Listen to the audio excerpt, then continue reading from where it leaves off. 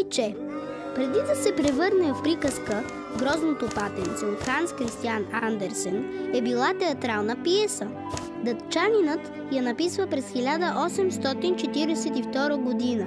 Тя е поставена с заглавието "Птицата на крушовото дърво", но на премиерата публиката я освирква. Авторът споделя, че в сюжета е използвал случки от собствения си живот. Като малък той е бил високо грозновато момче с голям нос и големи крака. Имал красив глас и бил запален по театъра, дори организирал импровизирани куклени представления, заради което другите деца му се подигравали.